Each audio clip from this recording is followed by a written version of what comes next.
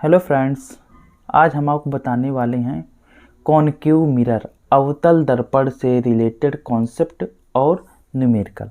तो देखिए, अवतल दर्पण क्या होता है? एक ऐसा दर्पण जिसमें रिफ्लेक्शन, जिसमें परावर्तन जो होता है दबी हुई तल से होता है। ये देखिए केव, ये देखिए केव, कॉनकेव, देखिए केव यानी दबी हुई तल से इसका परावर्तन होता है, रिफ्लेक्शन होता है। तो देखिए, अगर कोई वस्तु इनफाइनाइट पे रखी है, अगर कोई वस्तु इनफाइनाइट पे रखी है तो इनफाइनाइट से आने वाली रेज कहाँ कट करती हैं? फोकस से होके जाती हैं। तो इसे एफ को बोलते हैं फोकस, इसे बोलते हैं पोल।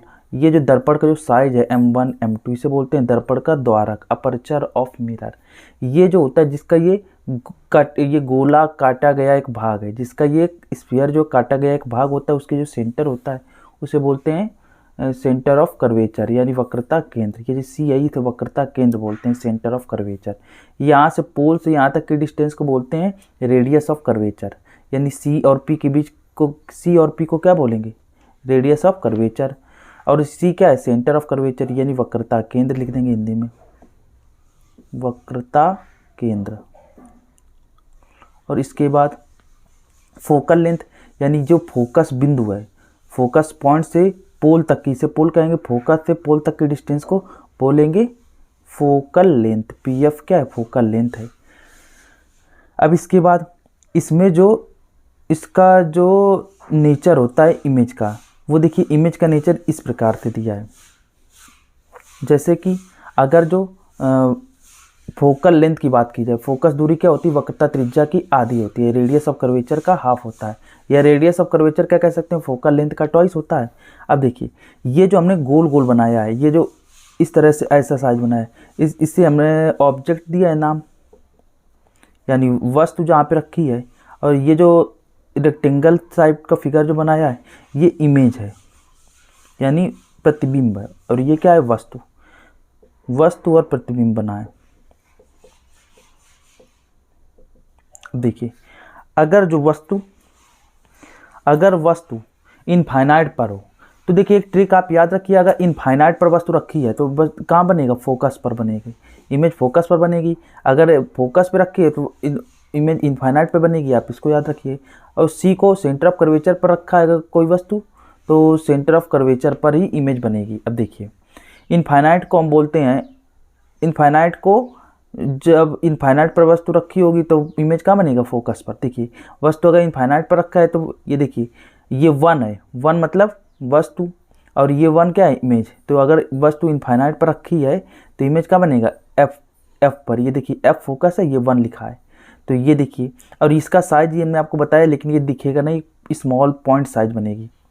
और इसके बाद अगर जो वस्तु इनफाइनाइट और सी के बीच में रखा है, इसी को बोलते हैं बियॉन्ड सी।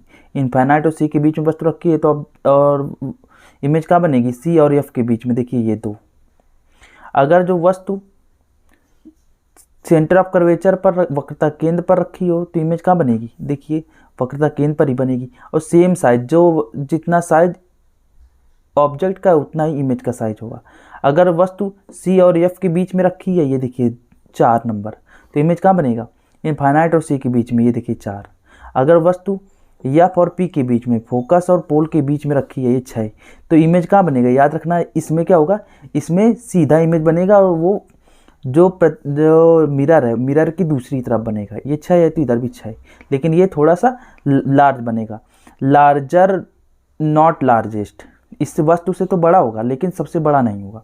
सबसे बड़ा कब बनता है? जब वस्तु फोकस पे रखी हो तो इमेज का इनफाइनाइट पर बनता है, ये सबसे बड़ा साइज होगा। तो ये आप याद रखिए।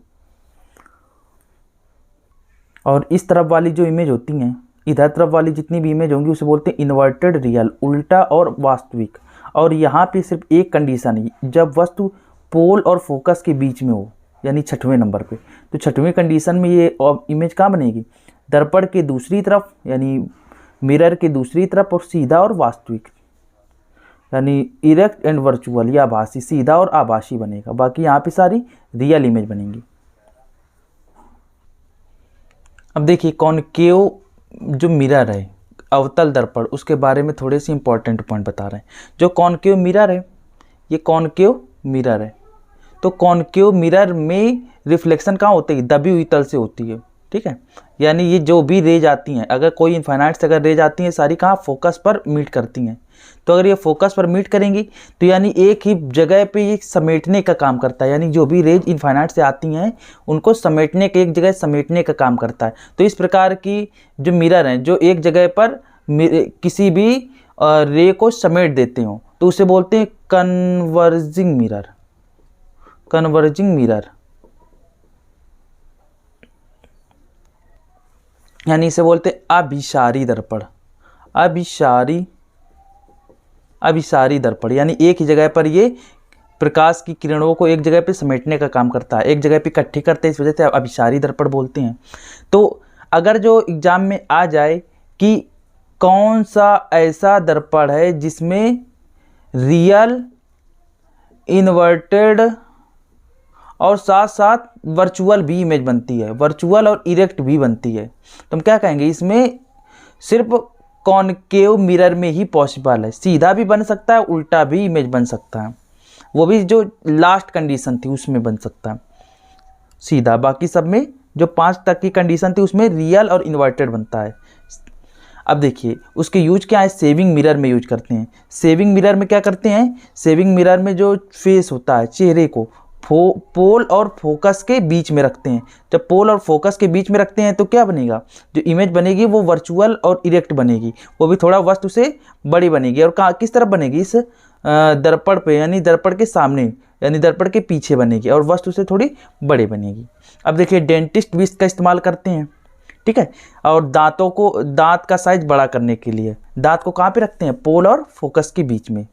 और हेडलाइट ऑफ व्हीकल, व्हीकल के अग्रदीपों में यूज होता है। अब देखिए जो व्हीकल के अग्रदीप यानी व्हीकल की जो हेडलाइट होती हैं उसमें क्या है, ऐसे एक जो यहाँ पे पॉलिश होती है और ये पॉलिश क्या करती है, ये और यहाँ पे ऐसी लाइट लगी होती है, यहाँ पे ऐसी लाइट लगी होती है। तो जब यहाँ से लाइट निकलती है, देखिए जब यहाँ से लाइट निकलती है तो ये सब यहाँ पे जाती है और यहाँ पे जाने के बाद क्या करेंगे, यहाँ पे लगा होता है कॉन्वेक्स लेंस, ये कॉन्वेक्स लेंस लगा होता है। अब ये क्या करता है कि यहाँ से लाइट आई, एक जगह पे समेट दिया, जब एक जगह पे समेट दिया तो ये कॉन्वेक्स लेंस। अब देखिए जैसे यहाँ पे ये कॉन्वेक्स लेंस लगा हुआ है, कॉन्वेक्स लेंस क्या करता है, लेंस को और किरणों को और समेटता है, ठीक है। तो यहाँ पे हमें वस्तु साफ दिख जाती है जो भी आगे कोई आने वाला है।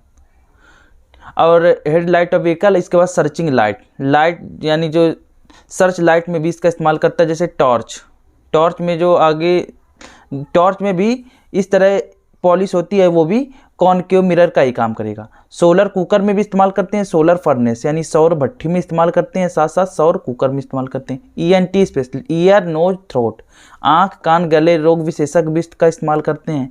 इसका यूज जो है रिफ्लेक्टर टेलीस्कोप, परावर्तक दूरदर्शी में भी इसका यूज करते हैं। और डिश एंटीना में भी इसका इस्तेमाल करते हैं। जैसे डिश एंटीना इस तरह से होता है, तो जो रेडियो वेव होती हैं, ऐसे यहाँ पे एक LNB लगी होती है यहाँ पे, तो ये जो रेडियो वेव होती है एक जगह पे रेडियो वेव को इकट्ठा करके इस पे LNB के थ्रू भेजता है, जिससे सिग्नल हमारे घर में टीवी पे आ जाते हैं। तो ये जो डिश एंटीना का जो ये छतरी वाला पोर्शन है, ये भी कॉनकेव मिरर की तरह ही बिहेव करता है। तो ये हुआ कॉनकेव मिरर के बारे में जानकारी। आज के लिए बस इतना, नेक्स्ट वीडियो में फिर कुछ और इंटरेस्टिंग फैक्ट के बारे में डिस्कस करेंगे। Thank you.